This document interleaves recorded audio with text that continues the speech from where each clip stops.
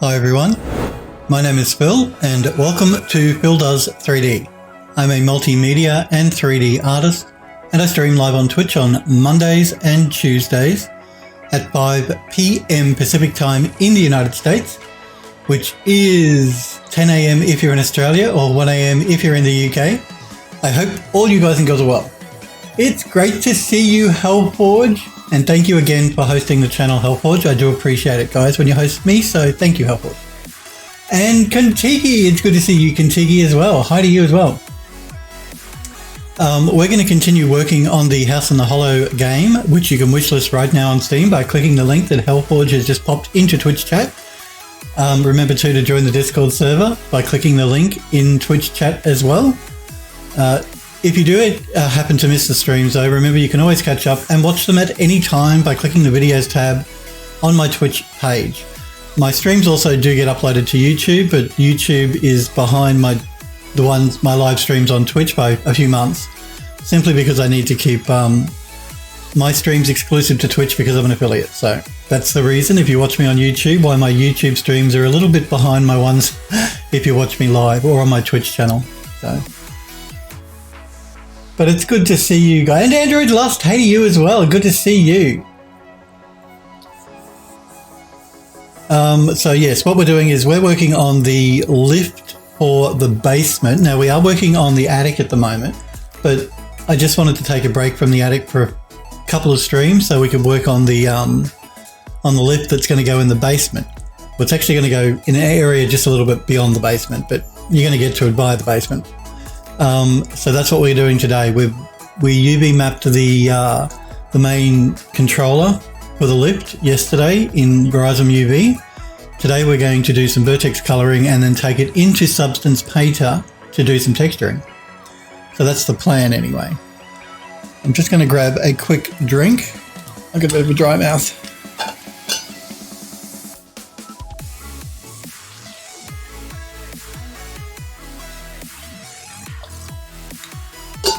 Okay, that's the water drink, and the coffee drink will be next. Okay. Now the coffee. Gotta have both. That's right, coffee, as Hellforge said. My apologies to the person that yesterday was watching that requested I sit up straight. I missed that request. Sometimes I forget to look at my requests window over here. Anyway, so I'll try and make sure I sit up straight. So yes, now we're going to vertex color this little control panel that's going to sit inside the lift. So let's do that. Let's go into sub-object mode and let's start vertex coloring these different bits and pieces.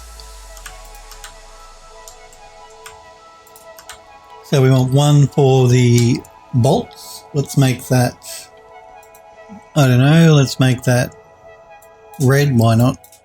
Really doesn't matter what color it is, as long as it's a different color. We've got the paneling, the plate at the bottom. Let's make that a yellow. We have this section at the bottom. Now I've got to try and work out exactly how I want to texture this up. I think what I'll do is I'll separate the different pieces, but I'll probably end up using the one overall material for most of it, but then if I separate it up, I can add different smart masks to give us a bit of a different look. So we'll do that. It'll all become clear when we get into Substance Painter. Let's make that a green. And then this bit here,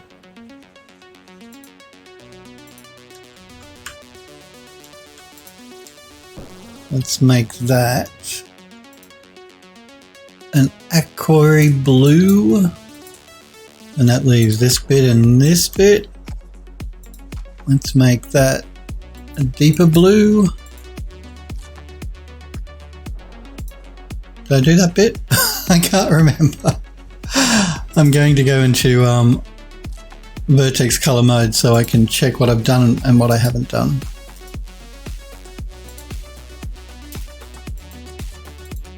Okay. So then we have this bit here. Let's make that a purpley pink.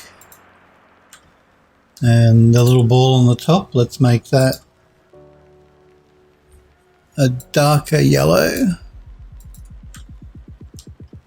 Now I can't see what I'm doing here, so I'm going to go out of Vertex Color mode.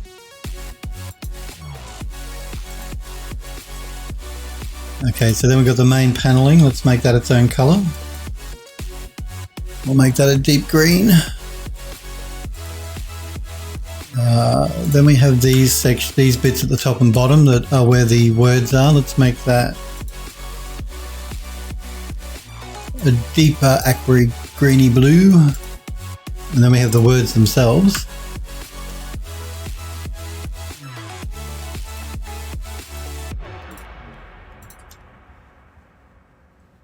We'll make those a really dark blue, purple.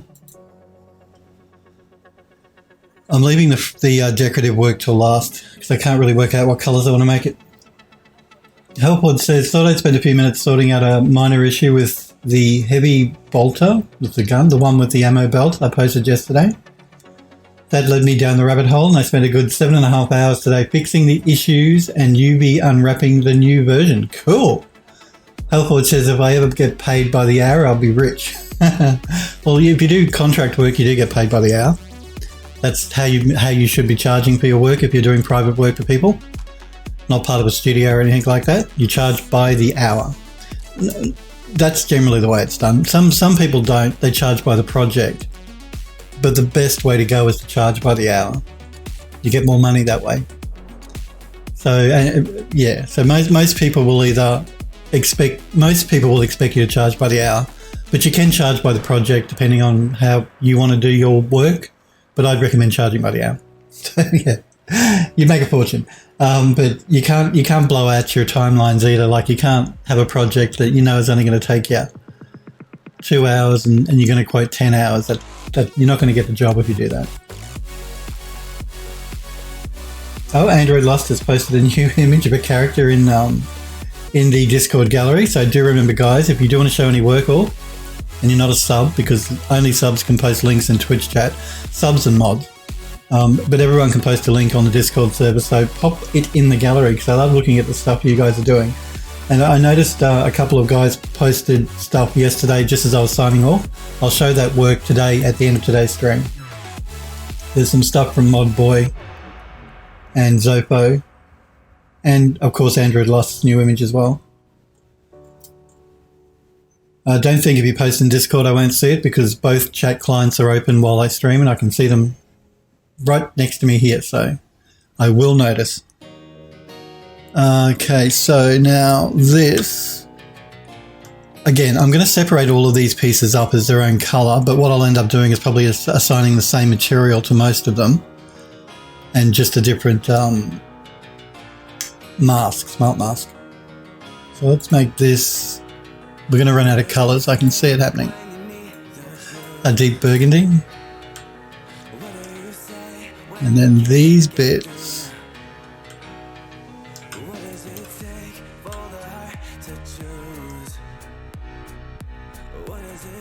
Yeah, maybe these bits here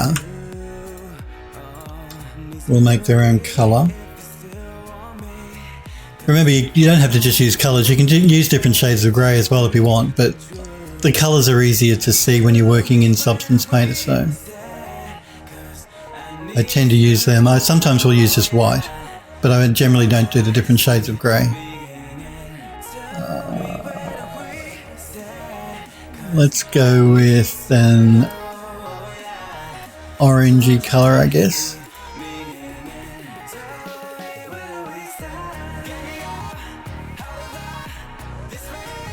Helpwood says, I'm curious though, since you probably have the experience with both, wouldn't pay by project be better than hourly pay? Since if you can work really quickly on something, you'd get less money if it's hourly rate? Well, what happens generally is if the better you get, so the faster you make your stuff, the higher you put up your hourly rate. So if you're just starting out and you're a bit slow at making stuff, then you know, let's just use some examples. Now, these are not pay rates. I'm not saying this is what you should charge. This is what people charge. I'm just going to use some numbers as examples. Let's say a medium sort of 3D artist, somebody with medium experience, charges $50 an hour. Well, if you're new to 3D and you don't have a lot of experience, you might charge $20 an hour. But if you're someone who's experienced 3D, you might charge $100 an hour. And the reason you can do that is because it won't take you as long to make whatever it is the person needs. So medium person, a model might take, I don't know, 4 hours to do. Someone with less experience, it might take 10 hours to do. Someone with a lot of experience, it might only take an hour to do. So that's why you sort of vary your rate depending on your experience level. So you can sort of make it up that way. But having said that, if you want to charge by project, then listen, you're doing the work. It's up to you how you want to charge for it. But generally, most people charge by the hour. Because what happens is when you do a quotation for someone, they generally want to break down of what you're going to do, how long it's going to take, how much you charge. And that's sort of easier for someone else to work out if you give them an hourly rate. That clients feel more comfortable if they can see that breakdown, because then they can see how much, why they're being charged, how much they're being charged, as opposed to just saying, well, I'm going to charge you $500 to do that model.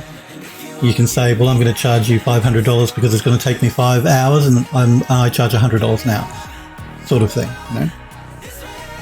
I'm not saying I charge $100 now, I'm just using that as an example.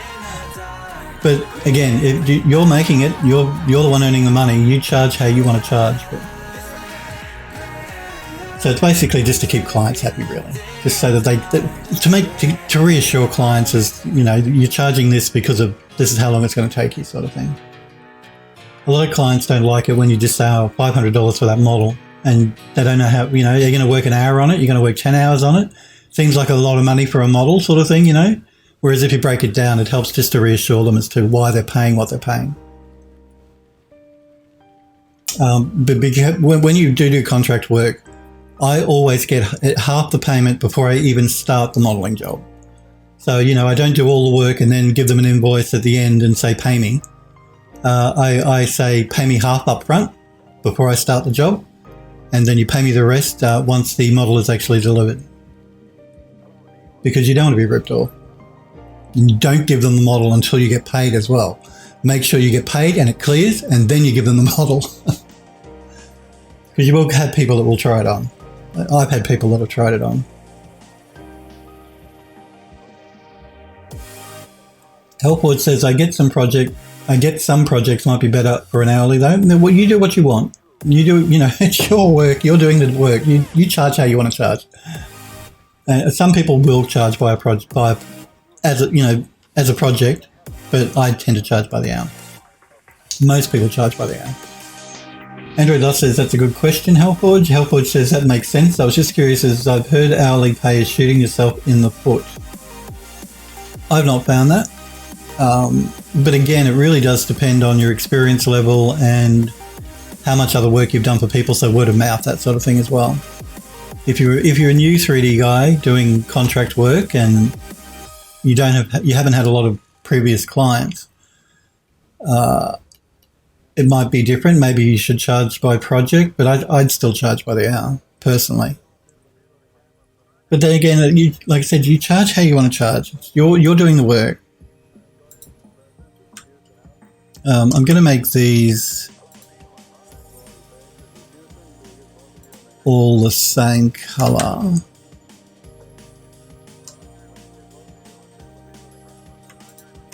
Well, I accidentally moved my mesh. Don't want to do that. Let's make this. No, I don't know. I am running out of colors. And that means we need to make this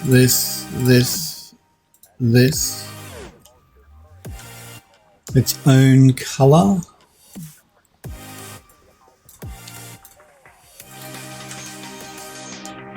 Okay, again, I'm going to turn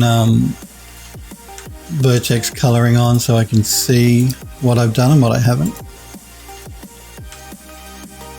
Okay, so this bit here I want to be the same color, so I'm just going to pick that purple.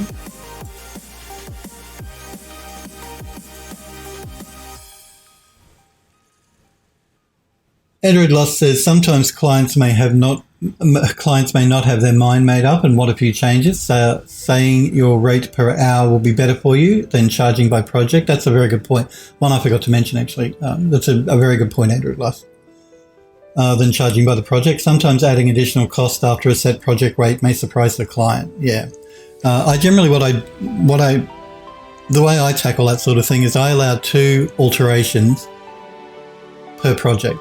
So if somebody comes to me and says, I want you to make this for me, part of the contract I make them sign is that I will do the project. This is how much I charge by the hour. This is how many hours it's going to take. So this is the final price for the model. And I allow you 2 alterations on the project, on the model. So you can change things twice. So, you know, I send them the first version of the model. They say, oh, can you change this? Can you make it like this? Fine. I'll make those changes. I send that alteration through. And then they've got one more option to make changes again. And then that's it. So that's all built into the agreement you make them sort of assign before you actually start doing the job. That's just so that because otherwise you're going to have clients that are going to constantly say, can you change this? Oh, I like this. Can you change this? Oh, I like this. Can you change this? And they're just going to go on and on and on. Unless you sort of tie them down to a contract like that, you're going to be working on something forever, because clients are always going to want something for nothing, and they're always going to want changes made. So just build that into the agreement you have with them right at the very start. That way, they're covered legally, you're covered legally, everybody's happy. Everyone knows what they're going to get and how long it's going to take and how many changes they can make. So. Andrew Doss says, good point. Setting alterations is a good idea so you won't have to keep going back and forth. Yeah. I mean, you don't say, I'm not going to do any alterations. This is it. You have to have some leeway, but I generally allow them 2 changes over the span of the project or the model, whatever it is. They can change it twice. I'll make changes for them twice before I deliver the final product. But I stipulate that in the agreement to them when I do the quotation, but it's actually part of the quotation. So somebody will come to you and say, can you make this for me? And I'll say, yes, I can make it for you. And they say, how much will it cost? And I send them a quotation. And in that quotation, it says how much it'll cost, how many hours it'll take, and how many alterations they're allowed to make. So just makes everyone's life much easier. Because you don't want clients that aren't happy, but you don't want to be working on a project making alterations constantly, because it's going to end up costing you more than what you're charging. You know what I mean? Your time is going to blow out. So yeah, just a few things to keep in mind if you do want to do contract work for people. Just some things to be aware of.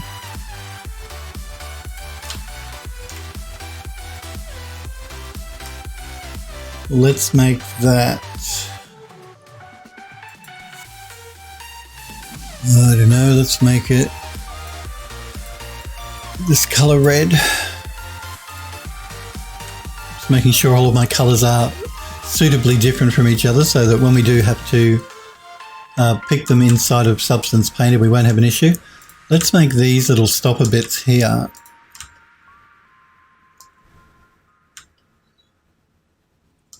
the same color as these side pieces.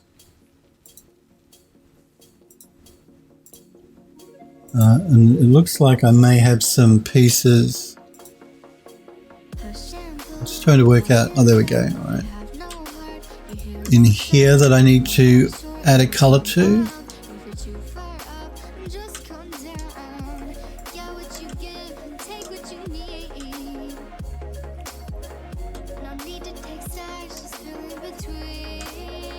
So let's make those the same color as the rest of it, which is that purple. Looks like I forgot a couple over here as well.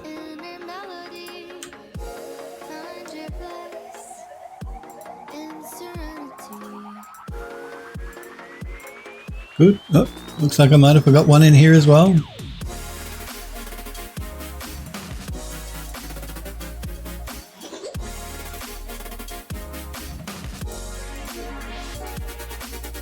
Good. Now we're good. Alright, so what do we got left here? Let's make that bit the same green as the bit below.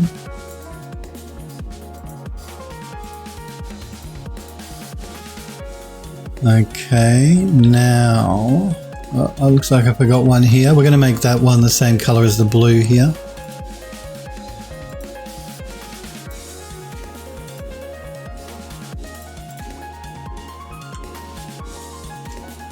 So now we have all of the decorative pieces. Apart from these little bits on the end, let's make them their own color. The little baubles on the end.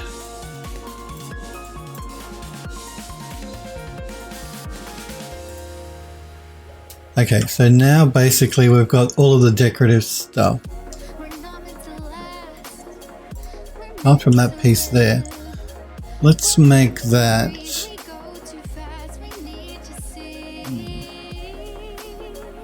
And again, I'm sort of looking at it, trying to picture in my head what it will look like textured as to how I want to break up the different material IDs. Let's make that the same as the green, I think.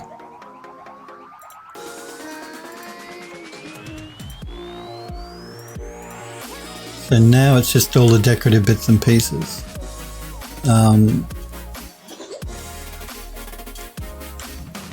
So what I'm going to do is I'm going to make all of the decorative pieces on the actual lever itself one color, and then I'm going to make the decorative pieces on the base itself probably one color. Smurfberry, it's good to see you, buddy. Android Loss says it's fair to be honest. That in a way, it'll help the client make up their mind the first time. That's exactly right.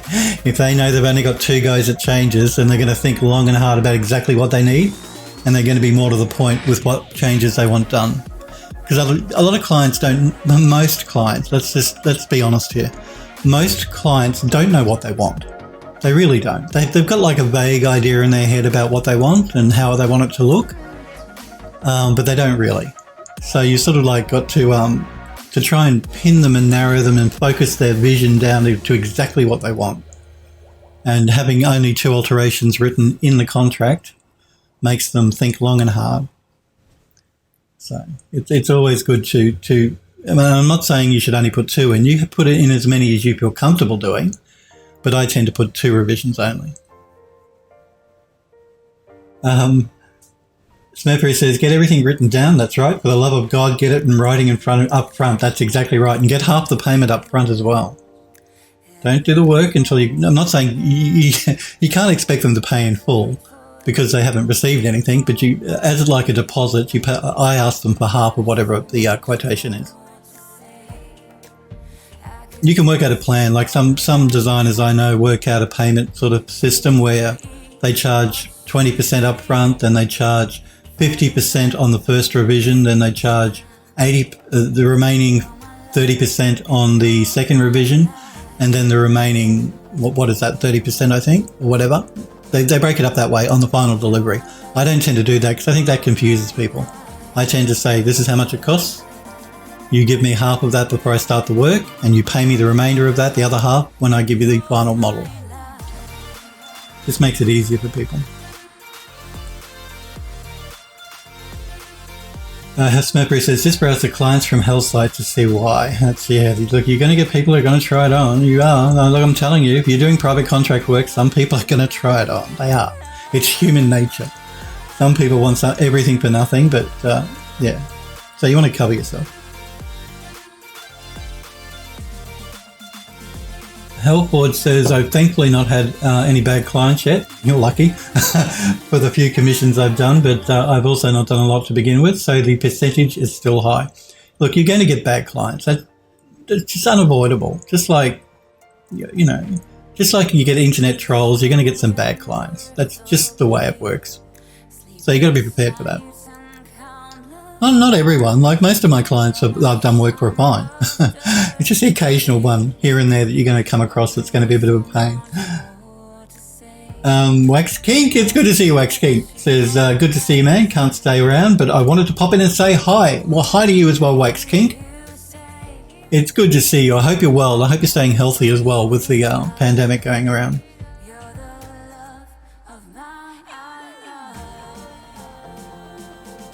Kentucky says, how much... You're being cheeky here, Kentucky. He says, how much do you charge for contract work, Bill? By hour or by scope? I charge by hour. And it can vary depending on the project and how long I think it's going to take as to how much I will charge. See, I always find these sort of questions funny because generally the first question you're going to get from somebody who wants you to do a 3D model is how much do you charge, which is fair enough, they want to know. But until you know what the project is, it's really hard to give them an hourly rate because then you've got to try, because you've got to work out how long you think it's going to take you to make. And we were saying before that the more experienced you are, the quicker you can make it. So the higher your hourly rate should be to cover the cost. So I generally tend to say, well, what is it you actually need done? Once I know what you need, then I can work out in my head how long I think it's going to take me to make it. And then I sort of give an hourly rate based on the project. So I don't sort of set an hourly rate in stone on everything. It really is dependent on the project and how long I think it will take me. So it's really hard to say. Generally, because I don't take on every project that people want me to do either, because either I don't have the time or I'm not interested in doing the project or for whatever the reason is. So not everything that I may be offered I will do, because it's hard for me to do good work on something that I really don't like modeling.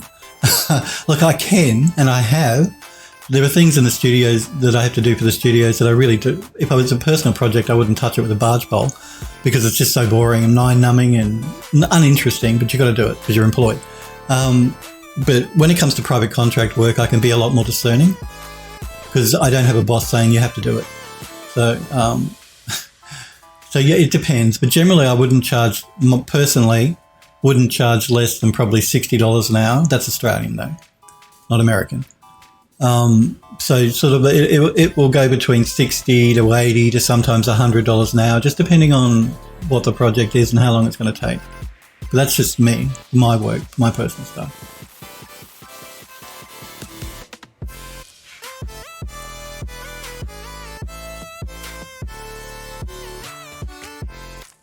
Android Lust says, hey.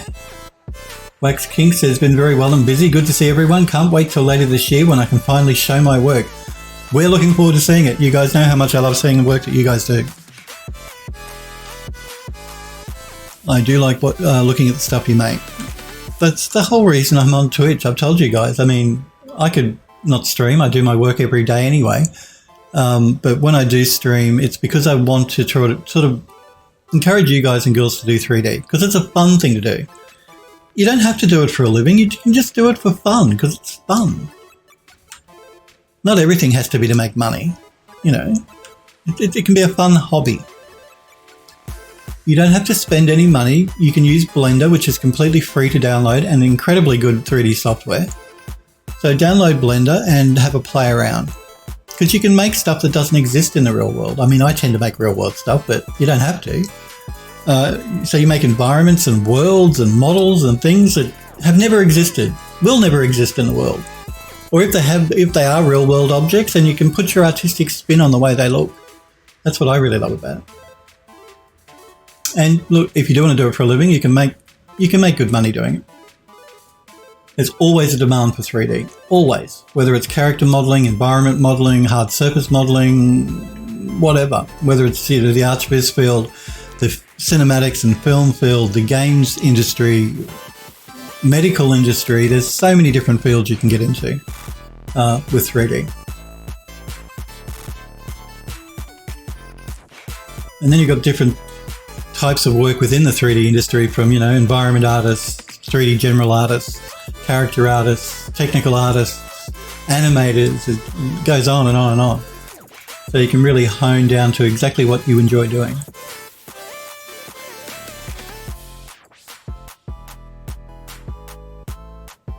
So we do look forward to seeing it, Wax Kink, when you can show it off. Contigi says, I've learned quite a bit over the last few years. Well, that's good. Contigi says, watching streams and, of course, Phil has really given me a head start, so thanks. Well, you're quite welcome. I like to hear that. I mean, yeah, and that's why I like to look at the stuff you guys are making, not just show you the stuff that I do. because it interests me. I like to look at how you guys make stuff and what you guys like to make and all that sort of thing. Actually, on the Discord server in the general chat, Jizan Ito posted a really funny video of some people that were doing sub-D modeling, and the reaction that they got when they when it worked for them the first time is classic. I love it. It was great. It was just a reaction video on YouTube. It was very funny. That's how I feel every time I open my 3D software. Not quite, but you know, I don't get quite that excited. Android Lust says, yeah, watching streams gave me a push to keep working at 3D. Well, that's great. And there's so many great 3D people you can watch on Twitch. Hellforge is a Twitch streamer. He uses Blender, so you should check his channel out.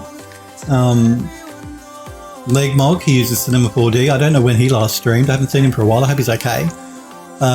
He's also does some really great work. There's so many people on Twitch. Kiori, I don't know whether Kiori's streamed recently, but he's been on Twitch for quite a long time doing 3D as well. He uses Max, I believe, as well. So yeah, there's lots and lots of people that you can watch under the art streams on Twitch that are really good and worth watching if you're into 3D or art in general. Twitch isn't just a gaming channel. They do have a really great art community as well, so keep that in mind. Alright, so yeah, what I'm going to do here is I'm going to make all of the white pieces here their own colour on the lever. So let's do that. Actually, what I'm going to do is I'm going to leave the lever pieces here white, because white is a colour, just like black is a colour. But the ones down here, so the ones on this part of the lever, I'm going to keep them the same colour. Yeah, I think I will. I think I'll keep all of these white, and just the ones on the base will change the colour. Yeah, I think that might be better. Because I don't really need to go in and colour up separately all of these different decorative pieces. They can use the one material ID and we can go from there. But these ones we do want to make their own colour. I might want to change the colour of the material on these up a little bit.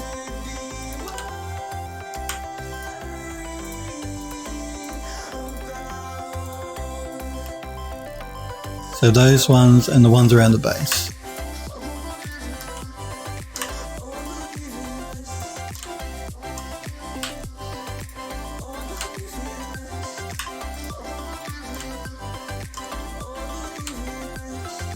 All right, let's make that. And again, I'm running out of colors here. Let's make that.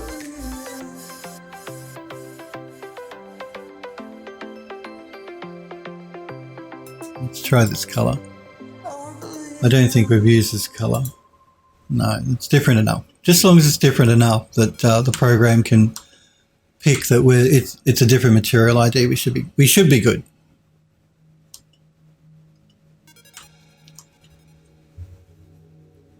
Hellford says, remember to save. It's been a hot minute since the last one. Yes, and have a copy. Let's do a quick save. While it does that, I'll have a copy.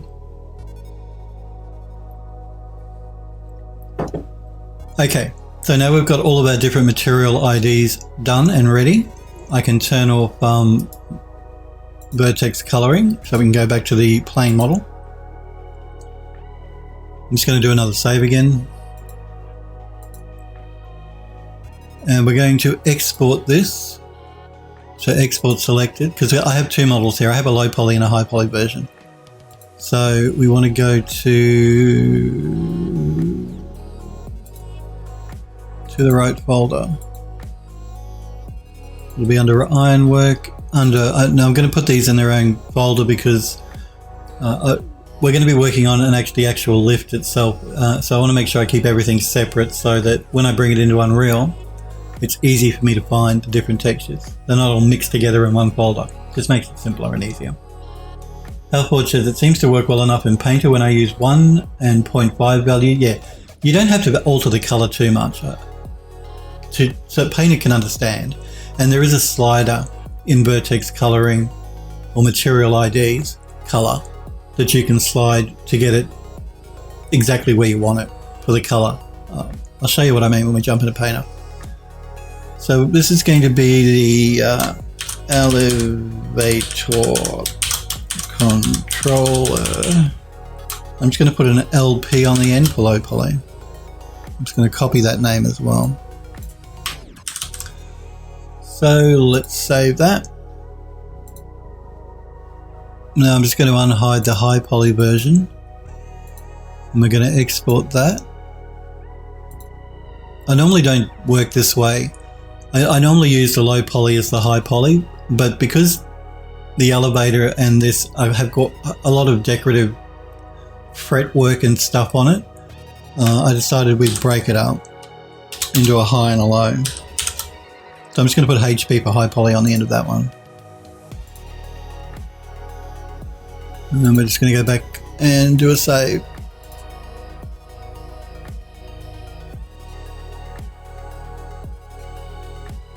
Android Lust says, what monitor are you using? I use two 4K monitors. The one that you see me here using is an LG monitor.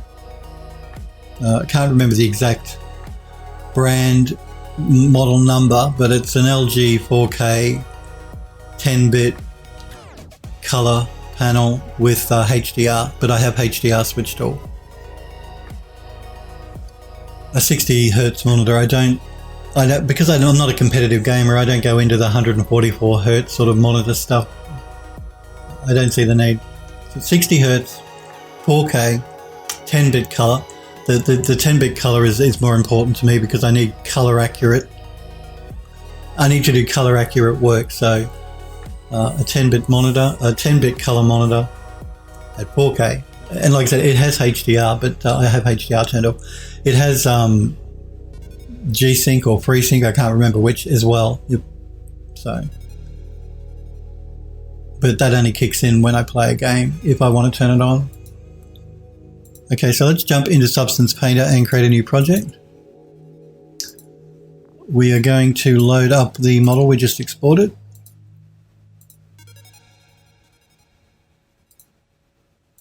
We're going to load up the low poly version. I'm going to set the resolution at 2K. We'll see how we go at 2K. We're going to compute tangent space per fragment. I've already UV mapped it, so you can turn off auto unwrap if you wanted to, but I'll leave it on. It should be fine. It'll recognize that I've already UV mapped it. It won't try and do it. It shouldn't anyway. I am using the very latest version of Substance Painter, which is the one that has UDIMs now. So you can now paint across UDIMs in Substance Painter. Finally.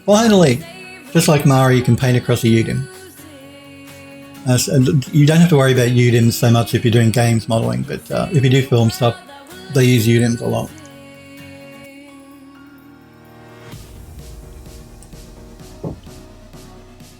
Hellforge says, when baking lowers high poly in Painter, is there a rule of thumb for the ray distance, or is it dependent on the model? It can be dependent on the model. I've generally found the standard default for Painter works pretty well. I don't generally need to change anything there, but it will depend on the model. I mentioned the other day that if you do a bake in max, because the max can bake the high to low as well, there used to be a specific number that gave you the best results for the, what do they call it? It's been so long since I did a bake in max.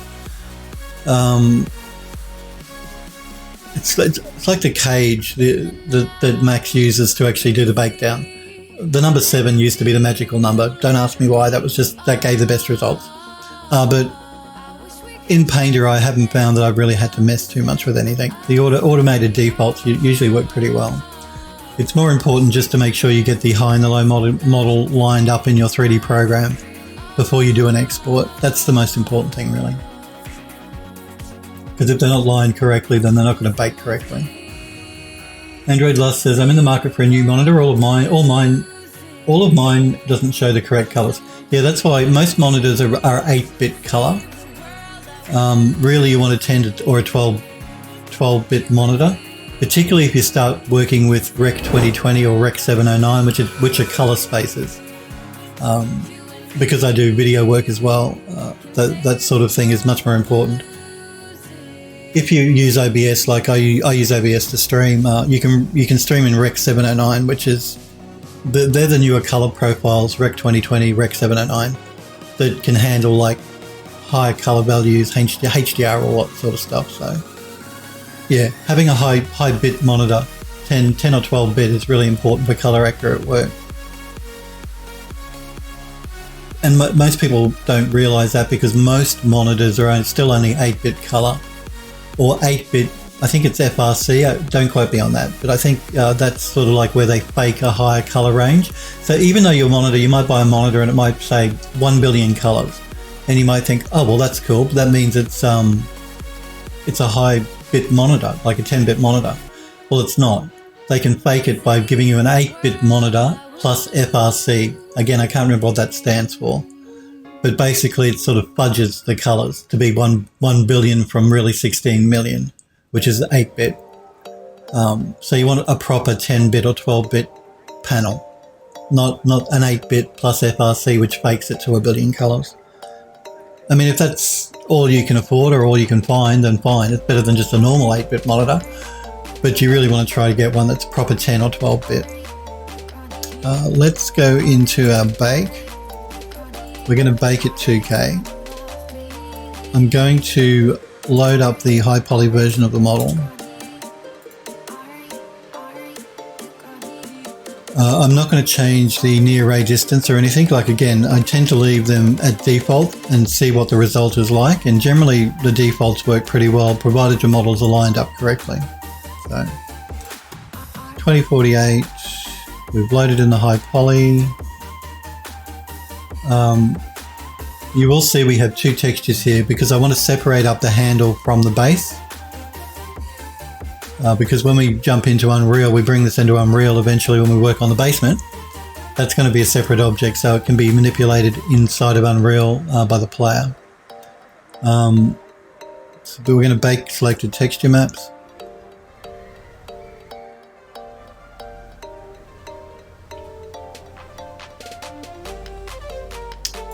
And you can see the bake out, without me changing anything, gives us a pretty good result.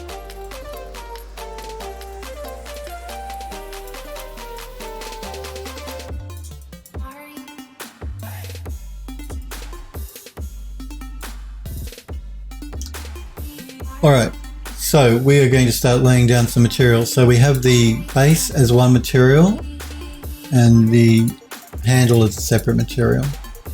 Let's start with the handle, I think.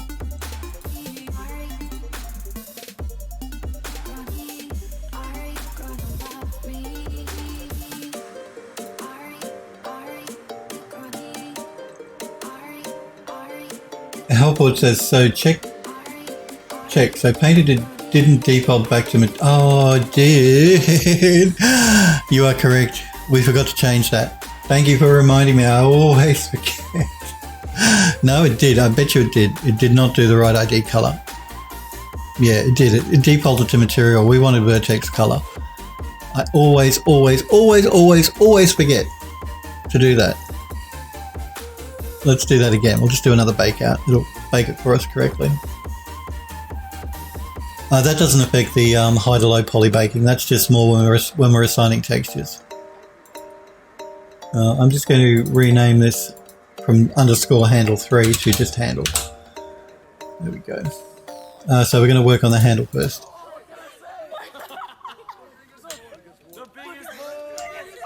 Let us add some materials. Now I'm going to start with a lot of these smart materials are ones that, again, I've already created for the game that other assets are using in the game. So, and we do that to keep everything looking nice and consistent in our game. Oh yes, Mercury, that's right. I always forget. If Hellforge wasn't here, I would have been texturing away and I would have thought, what's going on? Eventually I probably would have tweaked, but yeah. I don't know, it never used to do that. It never used to default to Material ID. I'm pretty sure it used to default to Vertex Color.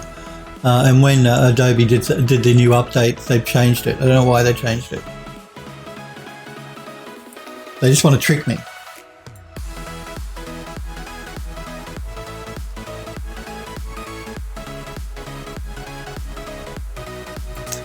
I'm going to see what this rusty steel looks like. So I'm going to apply that to the handle. And that's probably going to be good for an underlying material that we can use before we start doing an overpaint now with specific materials. I just wanted like an overall rusty material that goes underneath, metal that goes underneath. Because then we can do some blending with a smart mask.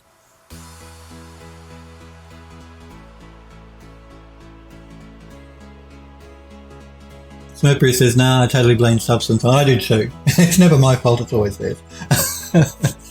Isn't that the way it works? They did change it, I'm sure. It used to default to Vertex Color and now it defaults to Material ID. Look, you can work Material ID in Max. I mean, I tend to work Vertex Color because it's just simpler and easier. But you can certainly work with Material IDs if you don't want to keep changing it, if you are working from Max to, or whatever 3D program you use to Substance Painter. I just like to work with Vertex Color. It's an easier way for me to work.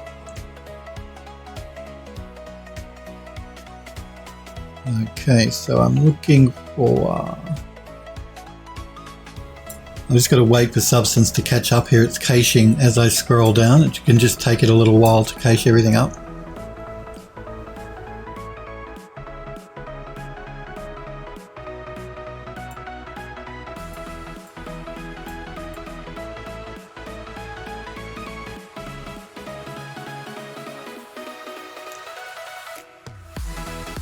And I want a gold. Because, you know, who doesn't love gold? Everybody loves gold. So we're working on the handle. We're going to remove this blank layer that it adds by default. Let's throw down this gold.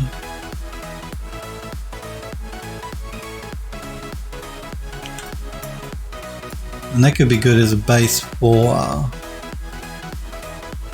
maybe for the handle part. So I'm going to... what am I going to do here? I'm going to group the layer. Now it's only one layer. Normally when you have two or more layers, you group them. I'm going to be grouping just one layer because that allows me then to add a color selection, mask with color selection. And I can pick... why has it done that? Just let me see what's going on here. It doesn't look like it's baked out the Material ID. Why? Why have you not done that?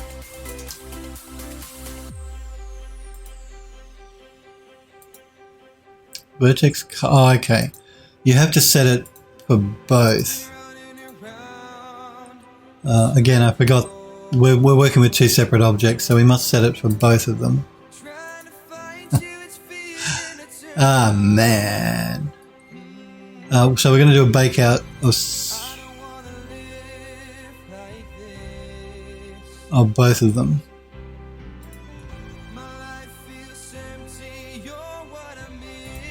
It's okay. It's all good.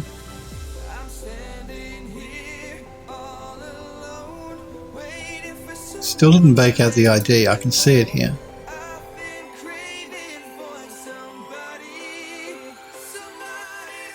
Normal ambient curvature, thickness, ambient occlusion, world space normal. It's having a problem with the ID for some reason. It's not baking the ID out. Let's see why. Oh, shortcut settings. Could not find vertex colors in mesh. Oh, okay. Let's see.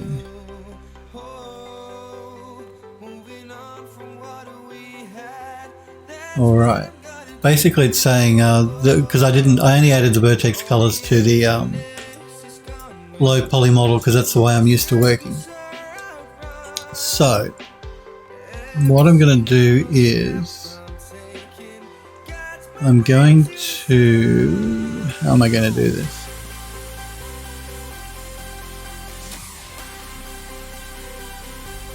I'm going to.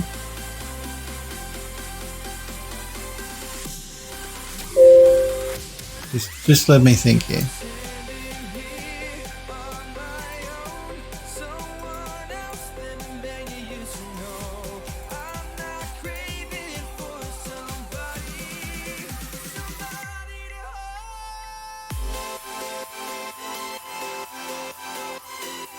I may have to bake out the model without the high poly, and then we'll have to substitute it. Thinking is easier with copy. True. Okay, so basically what's happening is it's not picking up the material ID because the vertex color, because the vertex color is assigned to the low poly model and not the high poly model. So I'm just trying to see if we can't get around that by doing something else. So let's see. So what I'm going to do here is I'm going to remove the high poly. I'm going to tell it to use the low poly mesh as the bake, and we're going to do a bake out.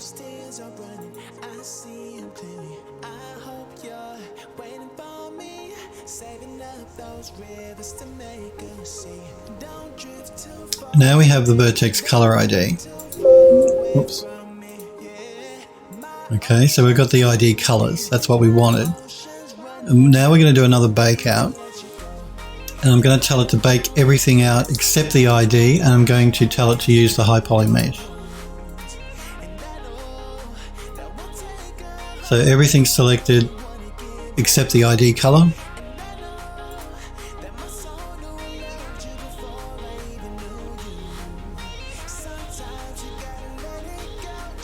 And now we have the bake out with the high poly, but we still have our original material IDs. So now I should be able to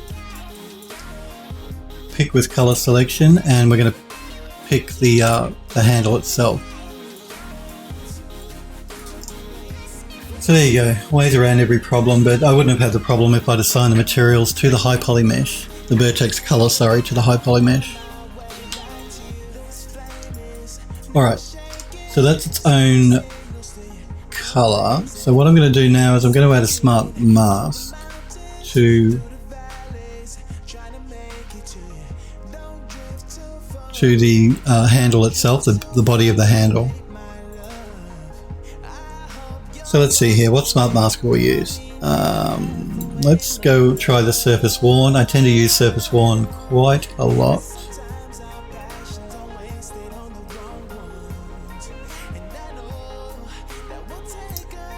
I'm just going to pull up a little bit. Maybe if we sort of angle it around and we look at this part of the model, we can see what's going on a little bit more easily.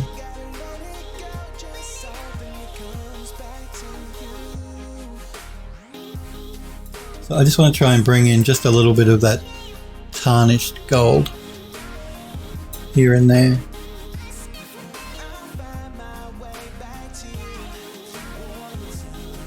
So it's mainly gold, but we're getting a little bit of tarnishing happening in the corners of stuff.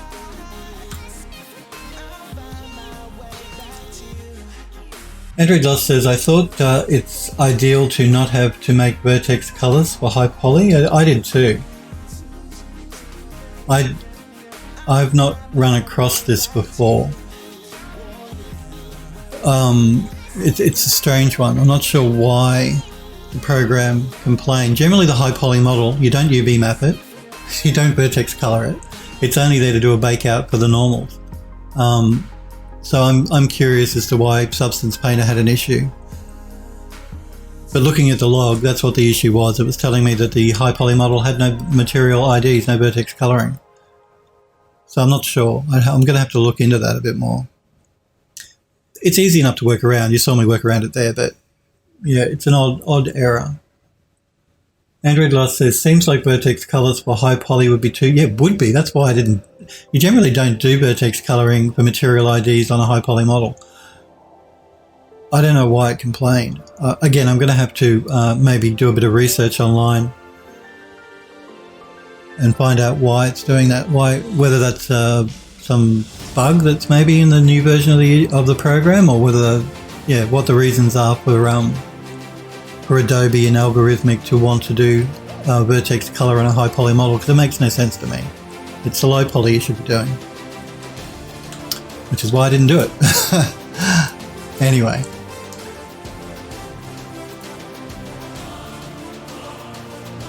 So yeah, I just wanted to bring in a little bit of the tarnishing happening here around the edges. Let's keep going with texturing the handle up.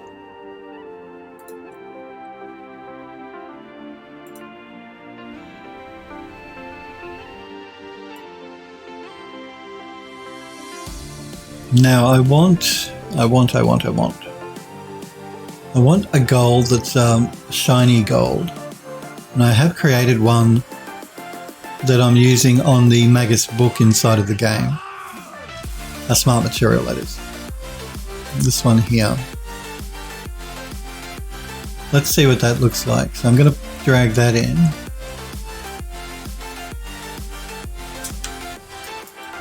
And I'm going to again add a group, even though it's only one material. And I'm going to mask with color selection. And we're going to mask it to those parts of the model.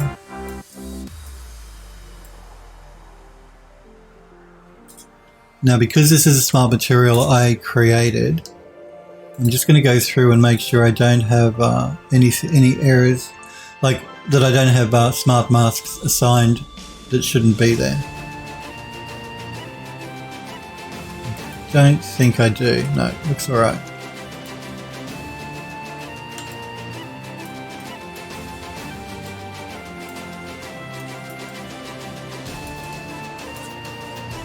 Okay, well, we may come back to that in a minute, but I want to move on to some other bits and pieces here.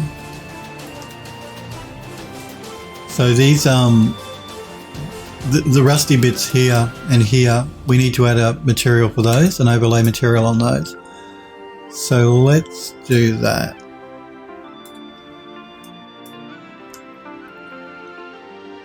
What will we go with?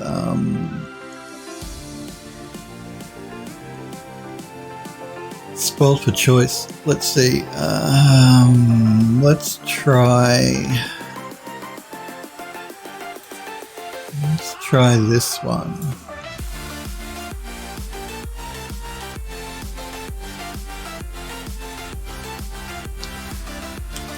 Okay.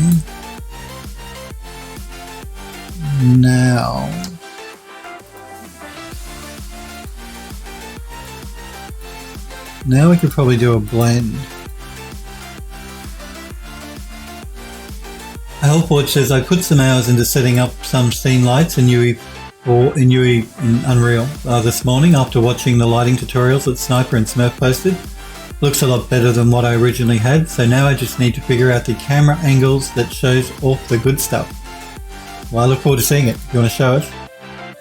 My apologies for not paying attention to Freaky TV, thank you, TTV. Freaky TTV. Thank you for following Phil Does 3D, and welcome to Phil Does 3D. If you have any questions, Freaky, that you want to ask, feel free to pop in a chat and ask me. If you do want to join the Discord server too, go right ahead and join the Discord. If you've got anything you want to post in the gallery, show. Mercury says, rim lights, that's right. And fill lights, don't forget the fill lights, they're really important too.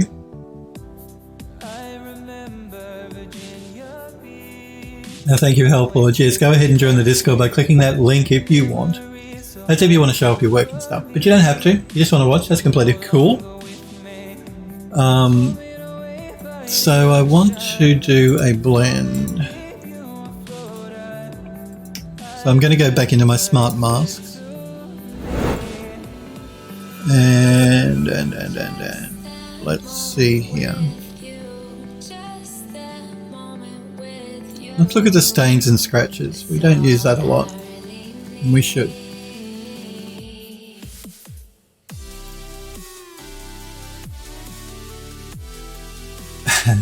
Smurfberry says fill lights, and Helpboard says yes, fill lights, like that, PHIL lights.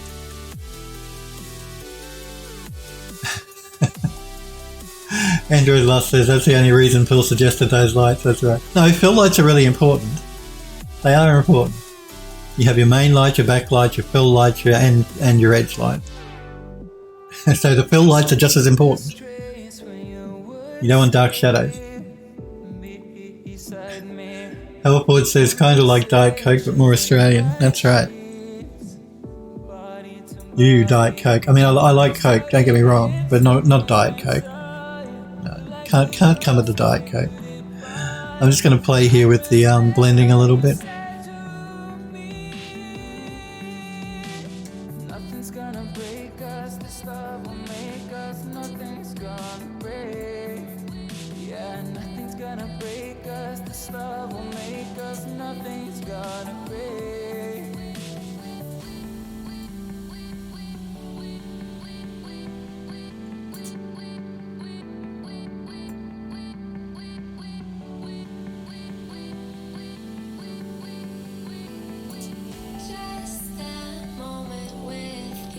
And play with that curvature just a little bit. I'm not going to change the world space or the position gradient. I don't think that's necessary. And I don't know that we need to do much else. I am going to probably add just a dirt layer, but we'll do that once we're finished texturing up the rest of the model. I think it should probably be okay for the handle. I don't think it needs anything else. We don't want to go too nuts.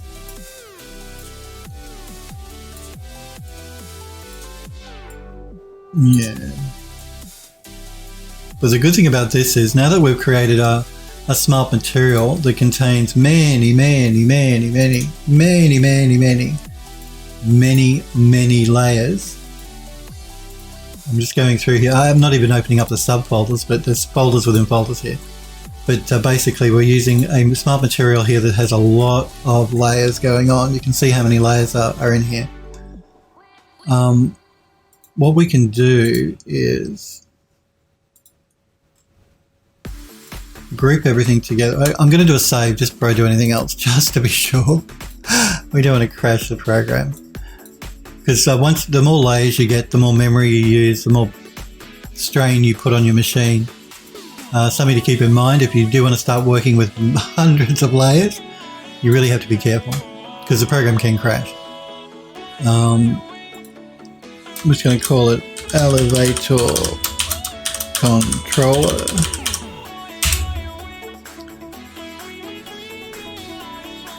Helpboard says, would it be alright if I posted some progress pics? Yeah, sure. I don't want to bother everyone by posting a bunch of stuff with small incremental changes, but the occasional one would be good. So I know if I'm on the right track. No, that's perfectly fine. As long as you post it in the gallery section and not in the general chat, that should be cool. Yeah, it just helps to keep everything nice and neat and organized on the Discord server if you put it in the right section. But the gallery is not just for final work, the gallery is for works in progress. So that's completely cool. Mercury says, Substance is like that unstable friend who was really smart and really funny, but if you say the wrong thing, they go off on a 40-minute rant and explode. It is. Look, Substance is a great program, but it can be unstable at times. It tends to get more unstable the more layers you've got going on in your materials. So. Helford says, I know that pain, Smurf. Android Lost says, progress pics are fine with me. I would do it more, but I hate looking at early stages of models. Tom Gambo says, Substance support UDIMs. Now it does. You can paint across UDIMs in Substance Painter with the new update that was released about a week ago. So it's incredibly cool. It's finally a grown-up program now, Substance Painter, just like Mari. You can paint across UDIMs. which is incredibly cool. Praise be to Udims, as Smurfberry says. That's right, we all love the Udims.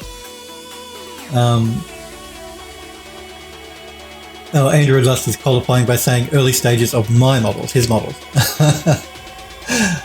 Hellforge says, Android, how do you feel about the default cube? Alright, so what we can do here is now we can group all of these together. This is a good way for me to show you how easy it is to make a smart material. And I'm going to call this elevator controller.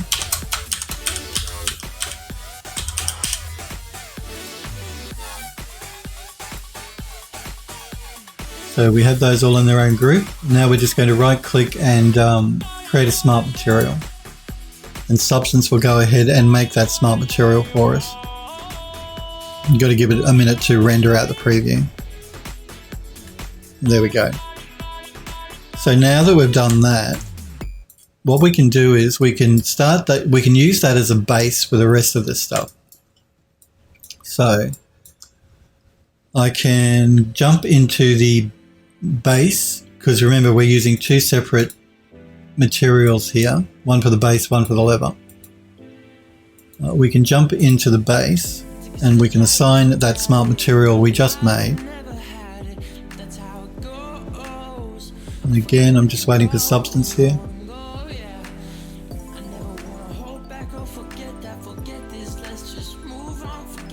Smurfberry says the Dono cube is better. Dono cube is better than the default cube. Hearsay, Hellforge says. You guys are nuts. Okay, so we can use this as a base, and we can now start going over the top of this with other materials. So basically I want to use the same design for the rest of the handle here, so it stays consistent in look, but I want to start changing up the rest of the base. So what I might do though is I might make this part a little bit golder. So we're going to remove the layer at the bottom, which is just an empty layer. And we're going to find a, how do I want to texture that up? Maybe a brass. So we're going to go down to find that.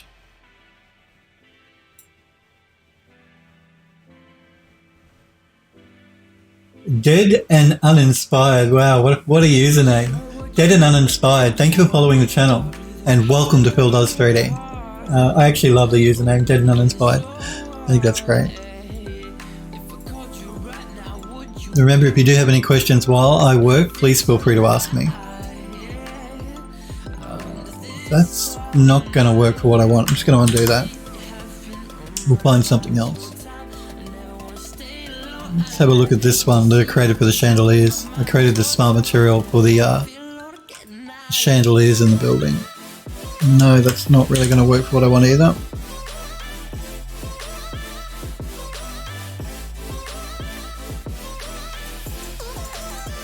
Let's have a look at this gold.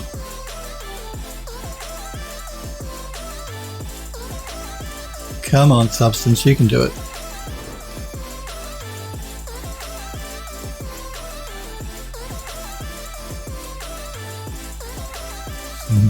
Don't you crash. There we go. This gold might work. So what I'm going to do is I'm going to put this in its own group, even though it's only one layer again. I'm just going to wait for Substance here to catch up.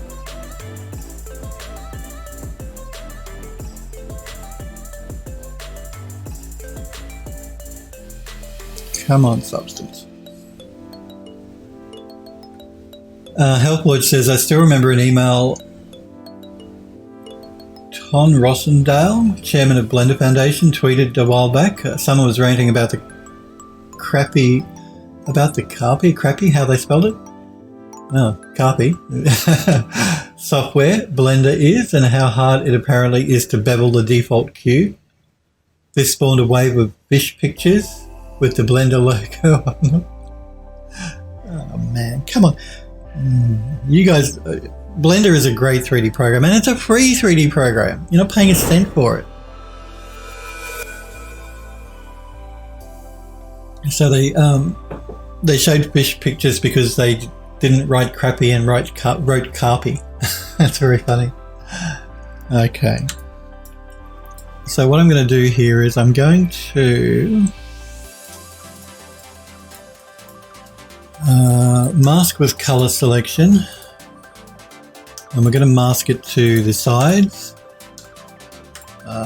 We're also probably going to mask it to the base.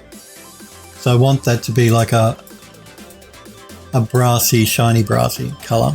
It'll pick up the light really well when we bring it into Unreal, because this is going to sit inside the lift on the ground, obviously. But there is actually a light inside the lift, and the light will pick up the reflection of the shiny gold nicely in game. So I want the actual main part of the controller here to be gold, like a brassy gold, shiny brassy gold. I'm just trying to work out what I might do here too. Is I'm just concerned inside the game it's going to be difficult to read the up and the down, even though logic dictates if you push the lever up, you're going to go up in the lift. If you push it down, you're going to go down. I still want to make it so people could read it. And if I left it like that, I think it would be difficult for people to see inside the game engine itself when you play, unless you got in like a specific light. So I'm going to pick another smart material.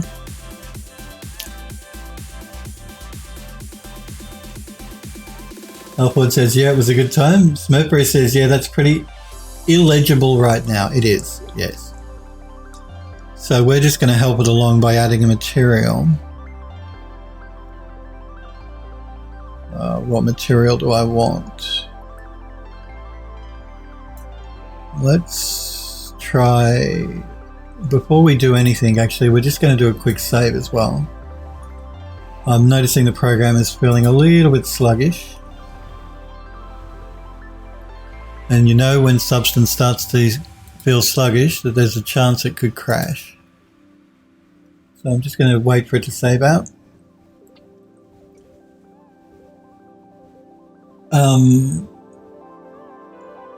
Did I thank Tom Gabbo? Tom Gabbo, thank you for following Phil Does 3D. Welcome to Phil Does 3D. Again, any questions you guys have while I work, please feel free to ask in chat. If you just want to say hello, that's cool. I enjoy talking to you guys. But if all you want to do is watch, that's completely fine. Welcome Tom Gabbo as well. Tom Gambo, my apologies, I can't read. The guys will tell you how bad I am with your usernames you guys use. Tom Gabbo. Tom Gambo. Tom Gambo. Man. Hellpoint says silver maybe to offset the gold. Android Lust says could crash. It will crash. It probably will. Yeah, I'm thinking of silver as well. So let's try. I don't want a shiny silver. I think that's going to make it difficult to read. Again, the lighting will make it difficult to read once it's in the game engine. So let's go with like a rough. Let's try the rough chrome.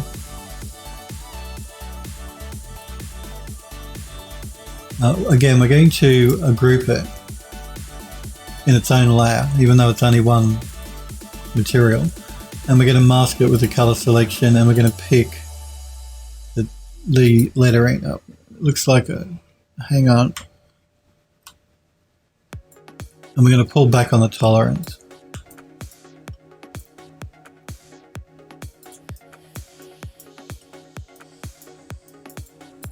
Now that's all well and fine, but that looks way too new to me, so I'm going to need to throw a smart mask down. Healthboard says, Substance was super sluggish earlier when I was working. Turns out the Epic launcher was downloading an update.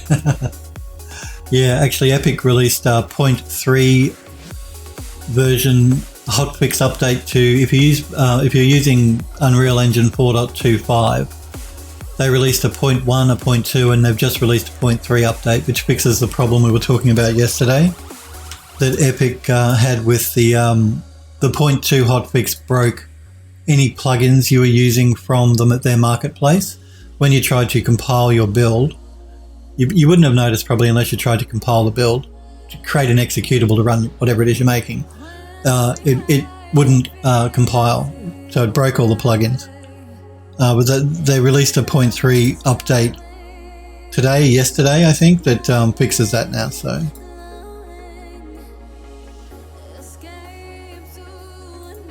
what I'm going to do is I'm going to add.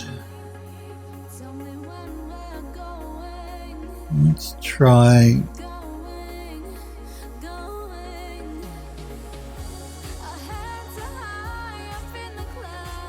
Let's just try the dust white edges. Again, this is one smart mask I don't tend to use a lot. Just going to sort of pull in here a little bit so we can get a better look. I tend to gravitate to use the same smart masks quite a lot, which is fine.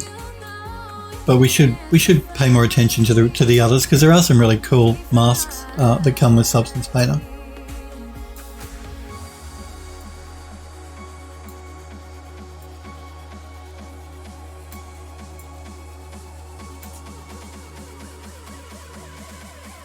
Don't know that I'm going to actually. Okay, there we go. So what I'm doing here is I'm just want to pull back a little bit on the texture, so it doesn't look quite so new. Just want to dirty it up a bit.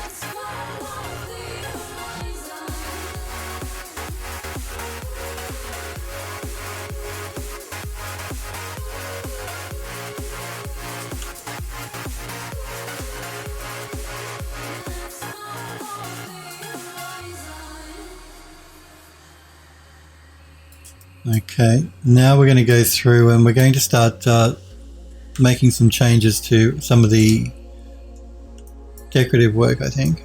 Yeah.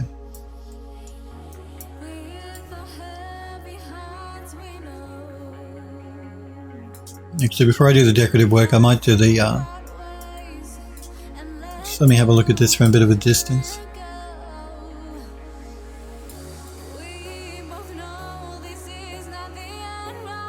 Yeah, what I'm going to do is we're going to start with the base. Yeah, we'll start with the base. So let's do a quick save. Again, I do saves manually because I switch off autosave in any program I'm using, because I don't like being interrupted while I work. I don't like that hitching that happens when it saves, so you can't do anything for however long it takes to save. But it means I must remember to save. Android Lost says that's why I hate auto updates, talking about Epic Launcher updating in the background. Because those updates can be huge for the game engine. They're not small updates, they're quite big. Hellforge says, yeah, the more time I spend actually working instead of browsing Reddit, the more I realise that the auto update is a bane of my existence. Hellforge says, using the same few masks keeps the look of the assets consistent, which isn't a bad thing, although sometimes it's nice to go off the beaten path. Yeah, again, yeah, it is. I'm guilty of this myself. I mean, there's some really cool smart masks here. And I still like to get in there and do some hand painting as well. But I tend to use this, gravitate to the same smart masks all the time. And we really should use some of the others more. Or I should anyway. We're going to go back to smart materials, and I'm going to pick another material. We're going to look at this octagonal base section here. Let's see.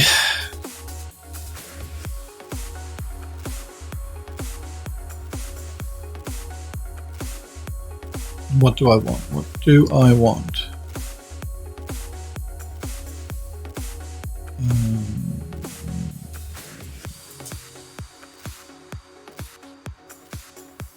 Again, these are smart materials that I created when I was making the assets for the game. So this one's actually on the multi-arm statue. There's like a Vishnu statue that's in one of the rooms.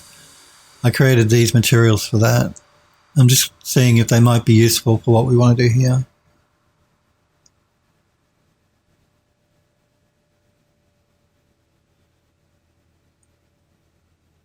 Copy. Yes, copy.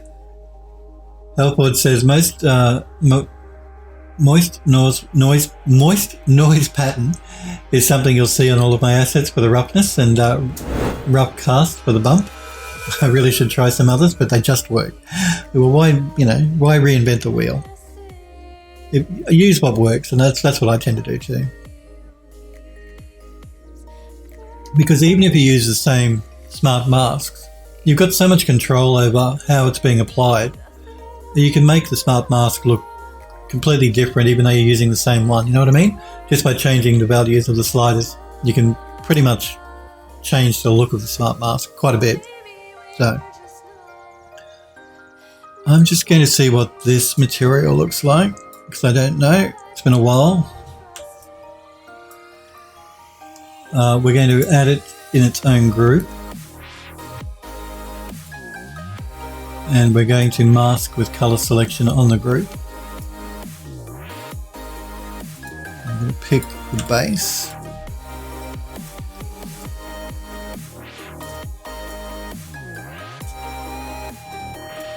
And I'm just going to have a look at the mask and make some adjustments, I think, to the mask itself.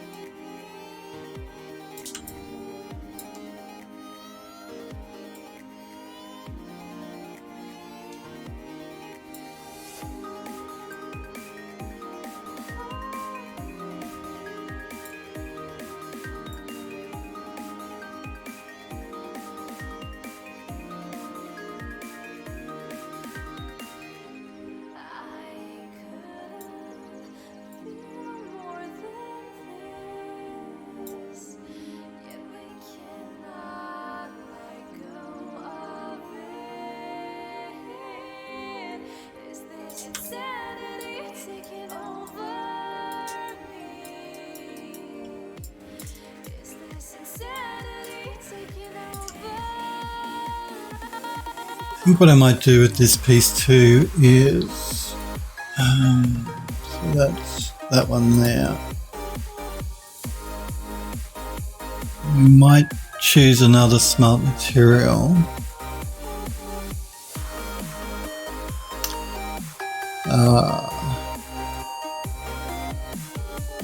Helpwatch says, Phil, do you have any cool hats?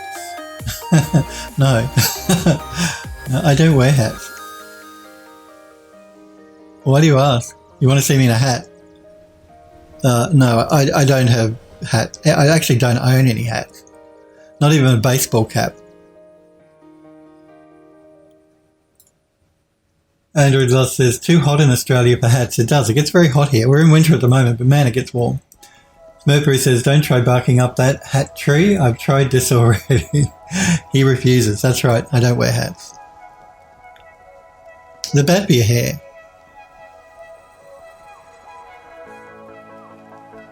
At least that's what I've been told. I'm just trying to find a material here that I like.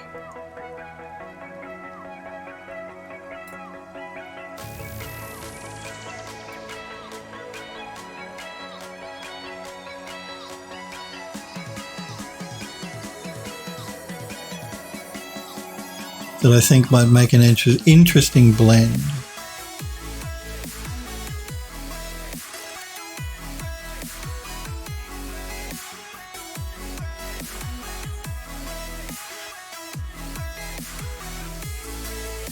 Let's just have a look at this one.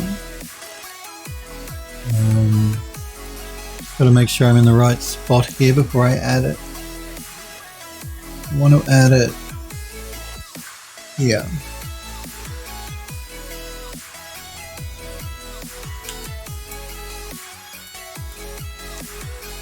And now we want to add another smart mask. Let's go with dirt soft edges.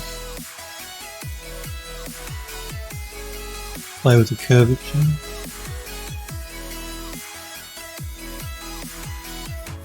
I want to do an invert. So what I'm basically doing is adding this to around the center part of the column.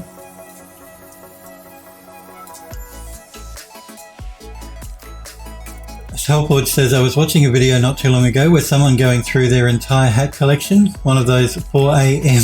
bored out of my mind and needs something to look at videos. Android Lost says, a hat collection? Did they have a closet dedicated to their hats? Helpwatch says, not as crazy as it sounds, as some women have that for shoes. They do, and I'm pretty bad actually with shoes as well. I have quite a few pairs of shoes. I like shoes.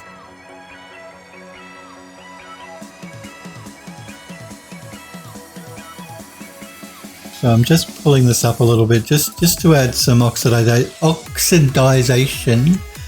around the central part of the column where this gold meets the column, sort of thing. But just looking a bit too goldy. I just wanted to dirty it up a little bit more. Okay, so what we're going to do now is we're going to jump back into the materials. I'm going to find like a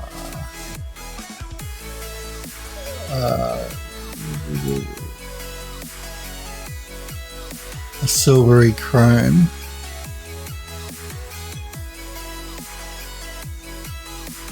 Old iron. That might work. Let's see what the old iron looks like. This is for the bolts. I want to do the bolts now.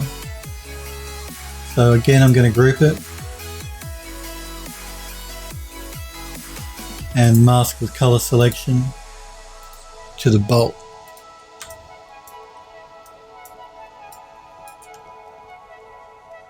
Okay, I don't actually think I need to play too much with the bolts. I think it should be fine. I'm just going to pull back and we're going to have a look at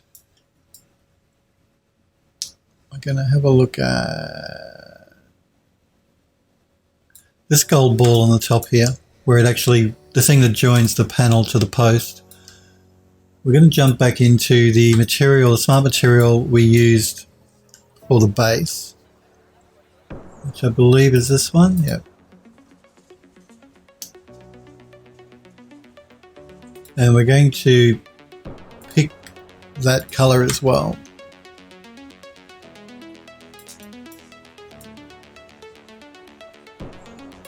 And also now we're going to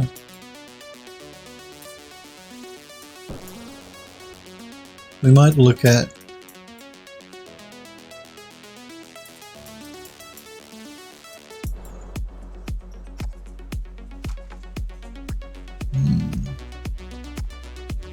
I'm just wondering whether I should darken those up, the fretwork along the base there, or not.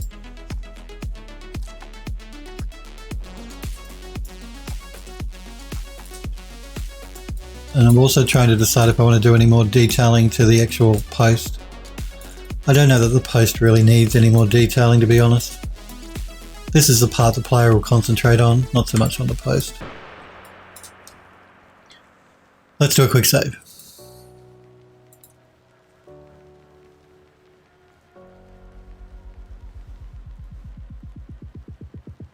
Helpwatch says, that's a fair point. I have no idea, to be honest. I have a baseball cap and a cowboy hat. That's it. Both are practical for keeping my hair out of my face and the sun out of my eyes. I use sunglasses to keep the sun out of my eyes. I mean, I have worn a baseball cap before. I should have, and I should have like a cowboy hat living in Australia, shouldn't I? Because that's what most of the farmers around here wear. Not around here, but you know, in the country of Australia, they wear a cowboy hat. Hambo, good to see you, says, how are my babes doing? We're doing good. I hope you're doing well as well, Hambo. We're texturing up the lever for the lift that's going in the basement. Even though we're not going to be going into the basement for quite a while in the game. We're going to be working on the attic after I finish doing the lift. But we're working on the controls for the lift. Texturing it up. Smurfberry says, I wish that I still had a cowboy hat. I had one as a kid, but my head got too big. Android Lust says, yo. And copy, yes, must have a copy. You know, I've nearly gone through all of my copy while I've been on stream. Wow. Like normally when I work and chat to you guys while I'm streaming, I get to drink about probably half of my coffee, but I've drunk nearly all of it. How about that?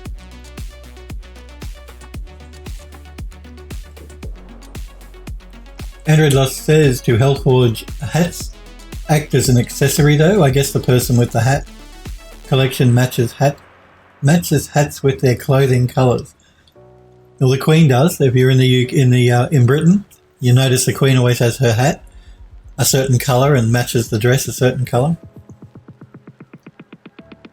Hambone says, attics are nice too. Are you using a reference image for the attic, you mean, or do you mean for what we've got going on here? If you mean the controller we've got going on here, no, this is not from a reference. This is something I've just made myself. No reference image for here. It's just something I sort of created in my head and designed. I don't believe I've ever seen a control like this. The reason I was saying to the guys yesterday, you know, normally when you're getting a lift in a game, they stick buttons on a wall, and I didn't want to do that for the game that we're doing because I thought that was a bit boring. So I wanted to come up with a design that was more eye-catching and more interesting for the player when they have to use the lift. So I decided that we'd go with this this controller that sits on the floor in the lift as opposed to buttons on a wall. Just more interesting, that's all.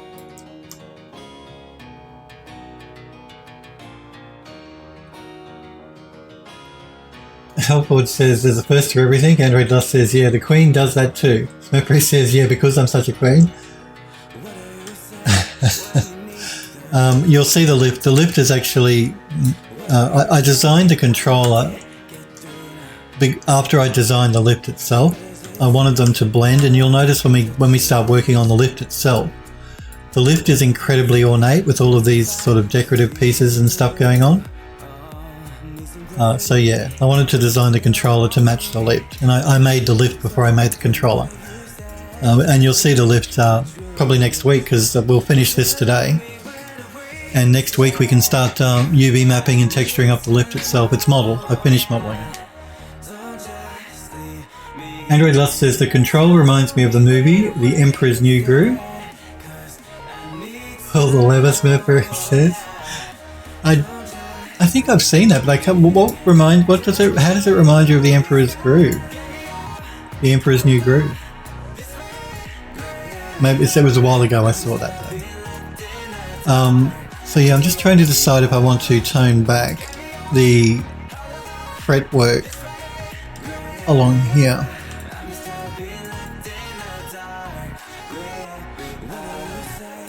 I'm just trying to decide. We're going to be texturing the lift up in a similar fashion to the way we were texturing it. In fact, that's the other reason I created that smart material. We can reuse it then when we start texturing up the lift so everything stays nice and consistent looking. But the lift is made up of a lot of different sections, so the actual elevator itself has like an outer base that the lift then sits inside of, and the outer base is going to have glass walls, but the inner lift itself is going to be like a gold mesh. And then that all sits inside of a frame, which actually is the thing that holds the inner lift in place as it goes up and down. You'll see what I mean when we jump into in next week when I open up the model for the lift. I'll sort of break it down and show you then how it sort of works, how it's going to work.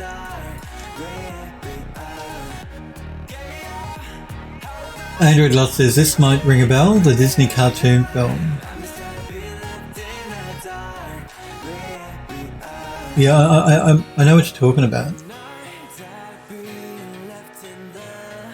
Yeah, so if you do want to wish list the game, this thing you see me working on here is going to be in the game. You can click that link Hellforge has just popped into Twitch chat to wishlist it on Steam. Emperor turns into a llama.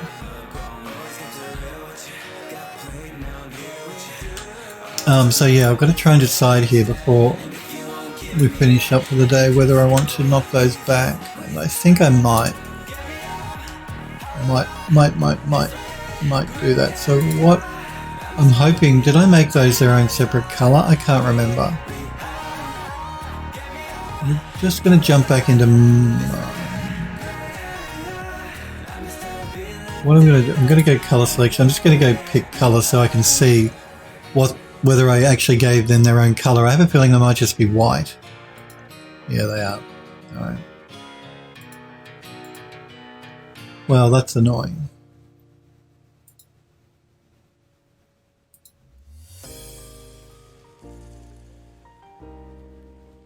That is annoying.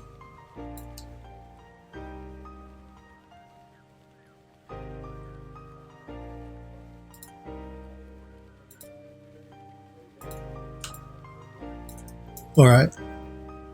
So that means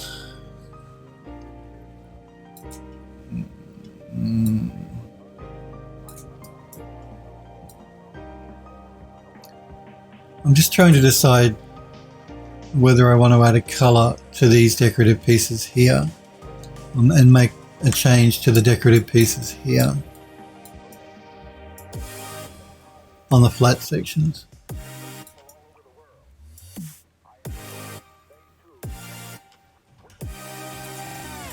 I think what I want to do is I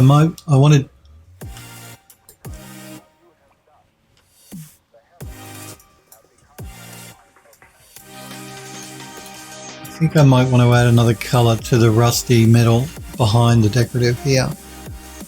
So let's find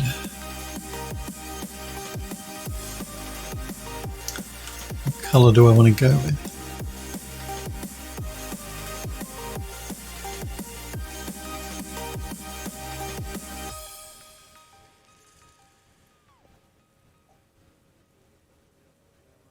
Let's have a look at this one. I just want to see what this one looks like. Just before I drag that down, I'm going to do a save just to make sure, because we are starting to get a lot of layers happening now, and like I said, Substance Painter can crash at any minute when we start overloading it a lot. I'm going to mask with...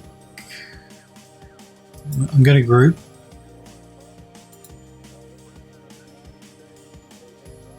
Come on.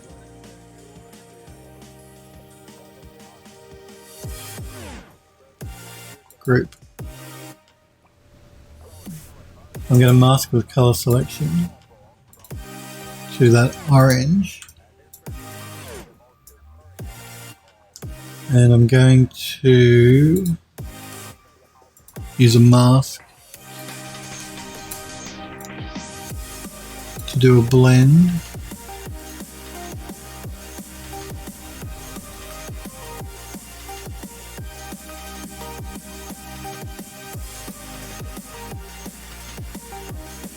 I'm going to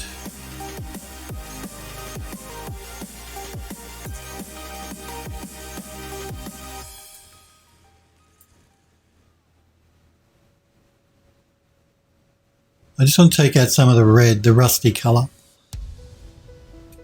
so it blends in a little bit better with the wear that we've got going on the sides.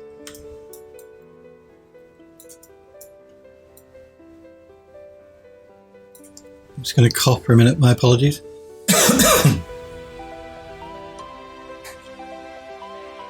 Remember to save and to drink coffee. Yes, coffee, definitely.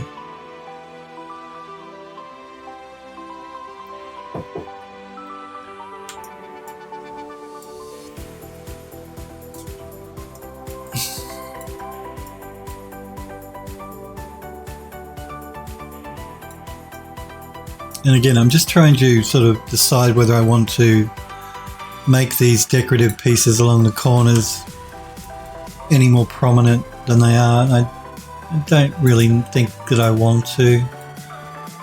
We don't want to draw the eye away from here. This is the main part, the interactive part of the model. I don't think we need to make these decorative pieces stand out down the bottom.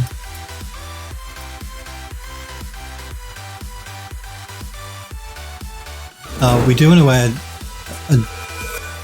again, I don't think I want to add any.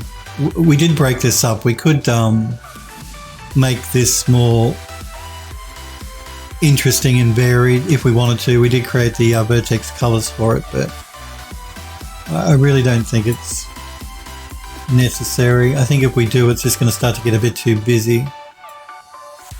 If we make this like a gold, I think we'll keep it the way it is. But we do want to add like a dirt layer to everything. So let's do that.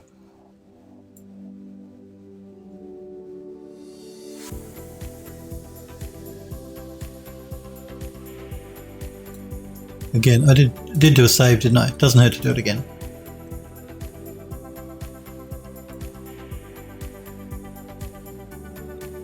Now, substance does come with dirt and dust materials. I don't tend to use them. Yeah, I don't tend to use these too much. I don't really like the look that they give you. I tend to do it a different way, but sometimes they can be useful. I'm just going through to see if there's anything else that might be better.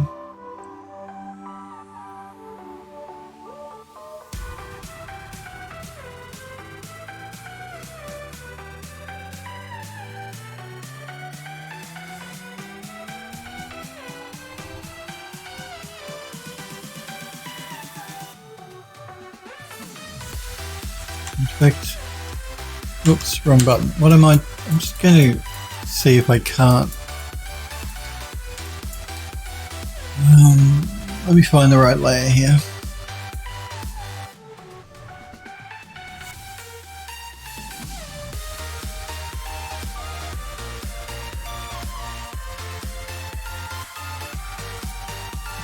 Okay, that's the layer here.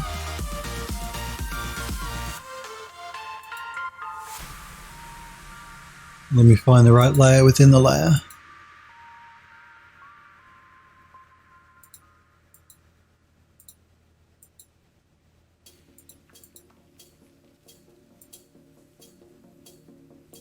Okay.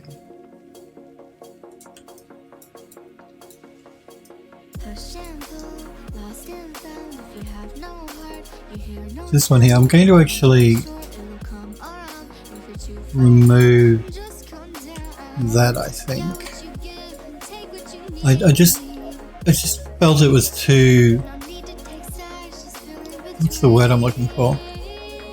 Too in your face to have that really bright gold happening. But what we can do is we can look at the mask. I can add a, I always get confused between a white and a black mask. I always get it wrong. No. Add a black mask. Yeah, we can add a black mask. Smurpery says 60% gold. Hellforge says could also have a ruby at the top of the lever. Yeah, we could do that.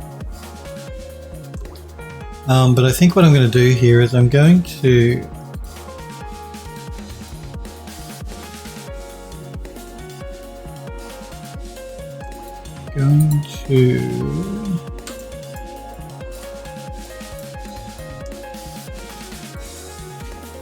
paint in some gold. So I'm going to do a little bit of hand painting. I just want to make sure I get the right brush though. Again, I'm going to use the I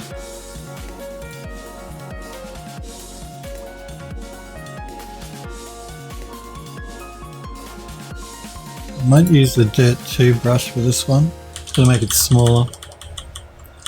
And we're going to transfer to using the pen.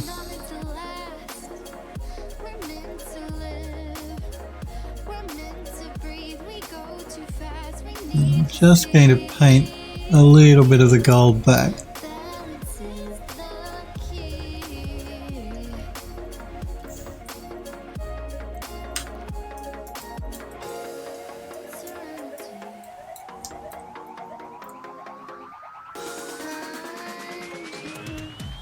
Hellforge says white is on from the start and you remove it with black. Black is off from the start and you add to it. Yeah, the reason I get confused is because in Max, it's actually the opposite way. So Max does masking separately from every other program I've used. It doesn't ask about, and I'm so used to working in Max that I forget and get it wrong, if that makes sense to you. So yeah, Max is basically the way you work with masks in Max is backwards to the way you work with masks in most other programs. So I don't know if that's an Autodesk thing, but yeah, that's the reason I get confused. I'm just going through and just adding a little bit more gold back to these decorative pieces here. Just on the bumpy bits.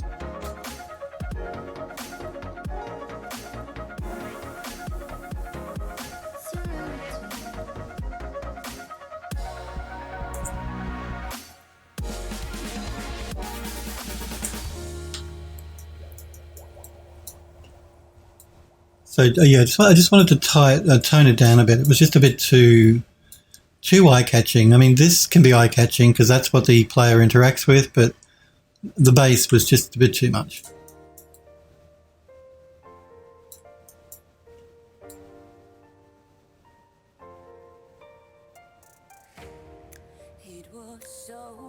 Oh, but anyway, I got distracted. We were going to add a dirt layer, so let's do that. It's easy for me to go off on a tangent and forget what I'm supposed to be doing. Okay, so look, let's look at the dirt layer that comes with the dirt material that actually does come with Substance Painter. We're going to jump to the top of the stack.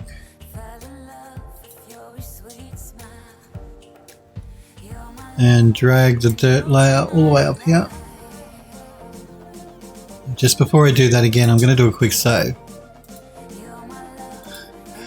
Just to be on the safe side. Right, now we're going to add the dirt layer to the very top. And wait for substance. No, did it not do it for me? There we go. Alright. Look, it's not saying it's a bad material to use. No, certainly you don't want to use it the way it's being used here. What we want to do, what I'm going to do is I'm going to play with the mixing a little bit.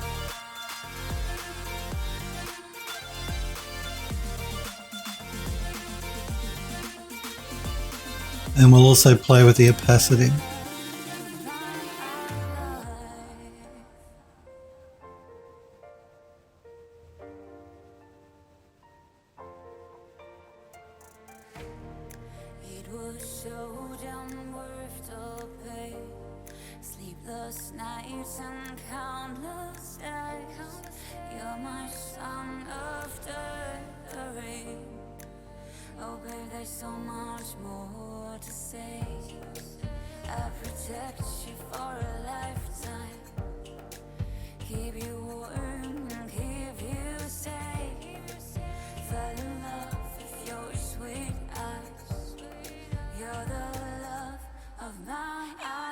Yeah, it's not a material I like to use a lot. It doesn't really behave the way I'd like it to behave.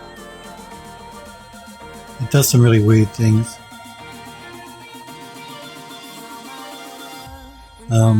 I don't like what it's doing on the base here. It's just, I don't mind what it's doing up here, but I hate what it's doing on the base. Which is why I don't tend to use it, because it just doesn't give a consistent result across the mesh or across the model. It does really strange things. Now that probably has to do a lot with the masks and stuff that are being used in here. So, you know, you can always go in and you can always play with the balance and stuff in here. That's an option. It's just a really fiddly way to go though.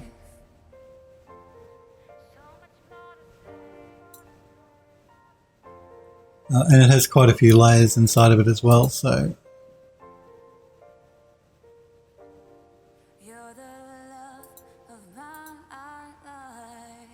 But let's see if we can't make it work.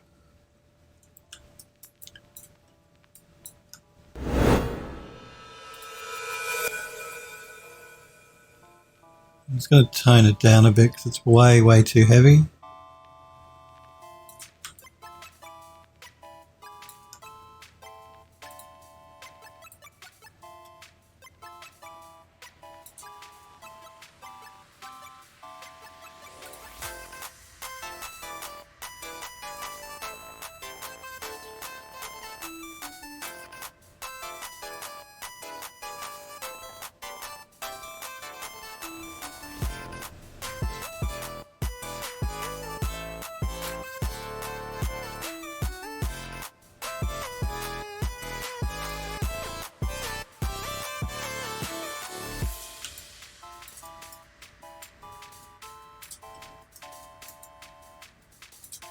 Okay, so that's it. That's that dirt mask. It is subtle now that we've knocked it back a bit.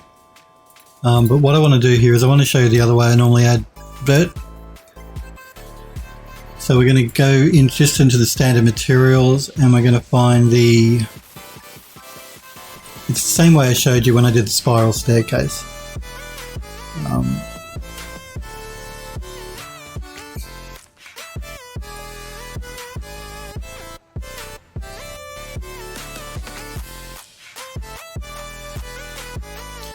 I'm going to use the, pardon me, the mud texture. We're going to change the scaling. We're going to turn off the height and the normal. Change the color.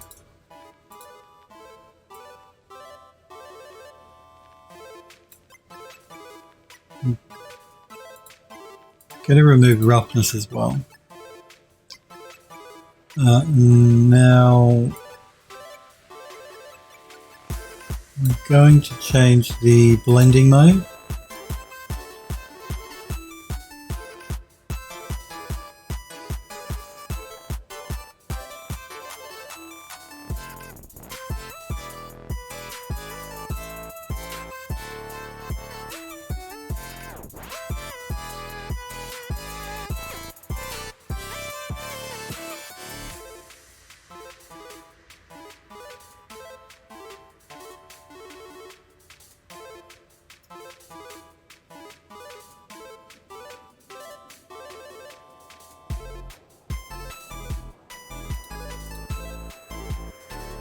We're going to add a smart mask.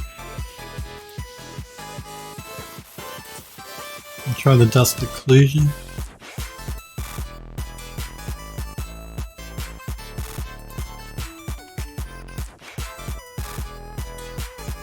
I'm just going to pull it back a little bit. You can sort of see what it's doing. If we jump down to the base here, and we look along that curve edge as I make some alterations. You can sort of see what it's doing. It's adding like a bit of a dirt layer into all of the groove sections. You see it around the base as well.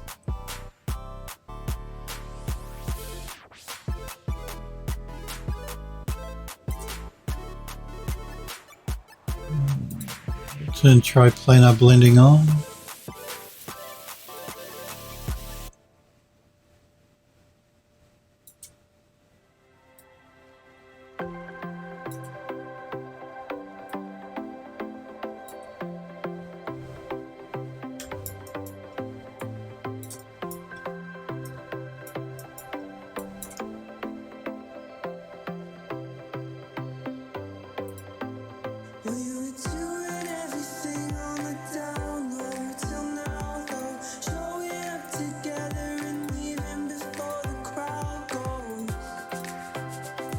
If I turn it on and off, hopefully you can see that on stream what it's doing. Just giving us a bit of an overall dust sort of layer on top of everything, and particularly in the grooves. But I don't know that we need to do much else to this asset. I think it might be pretty good to go. I just want to take a quick look at what you guys and girls have posted in the Discord. So I want to start with looking at Modboy's image that he posted.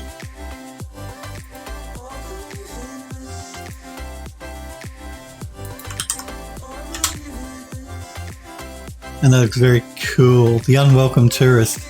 This is a human malware. That's very funny. It's a fun image he created for the pandemic. Hellforge says, what material are you trying to mix in? I was just mixing in the mud material. It's the one that comes with Substance Painter. It's called Mud. Mud 01. I just changed the color of it. I turn off the height and the normal and the roughness, I think it was, value. So I'm only working with the color value just to give it like a dust layer over everything.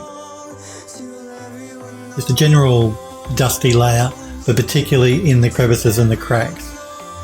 Because, yeah, pretty much.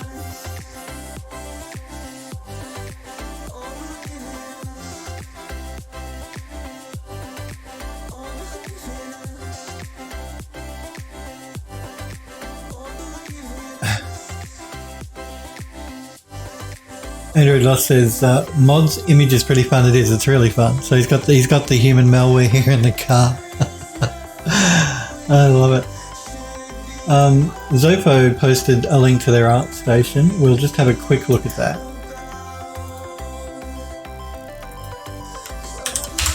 If you want to look at my art station, you can go to phildoes3d.com and there's a link to my art station there. That's very cool. I love the dinosaur. Very cool. Nice texture work too. Looks great. And we have a stylized asset here, which also looks very nice. Yeah, it is. Looks great. I love the design of this post. It's holding the banner. Chomp.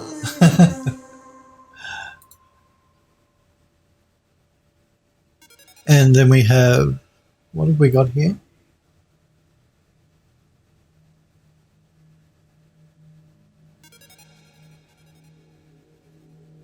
I'm not quite sure what that is, actually. What is this? Is this like a... What is this, guys? What do you think this is?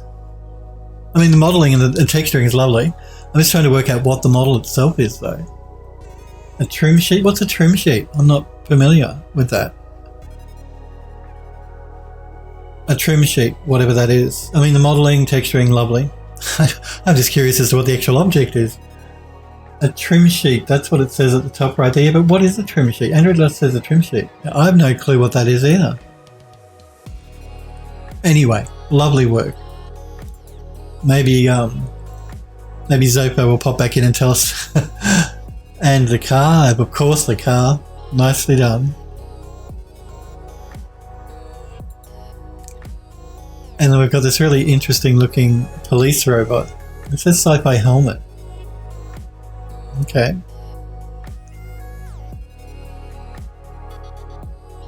Again, nicely modelled. Really, lots of really great detail going on here. Very nicely detailed. Looks great. And last but not least, I want to look at Android Lust's character, because Android Lust does some amazing character work.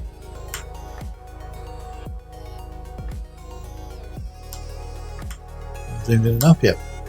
Great. Again, I love it. It looks really good.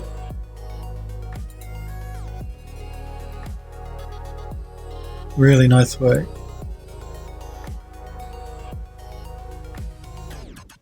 Beautiful texturing, beautiful model. Again, the pose of the character is great. You've done the hair really well. The hair looks really good. Really good. It is a really cool character, Hellforge, isn't it? Sniper Echo told me about trims a while back, but I'm old and forgetful. I don't know what it is. I don't know what a trim sheet is. Sniper says, TPW, Phil is making a UE4 game and doesn't know what a trim sheet is. Now, what is a trim sheet?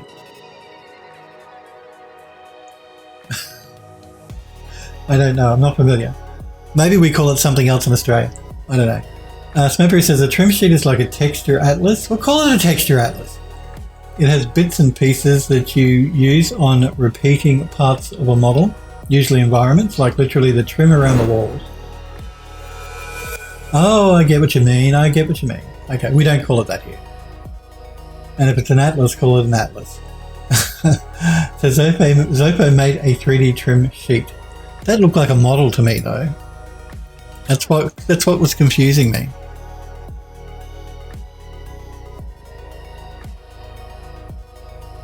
He says trim sheet experiment, so maybe he's using a trim sheet as I don't know. Anyway, the model's lovely, and of course your model is great as well. Android Lust, I love it.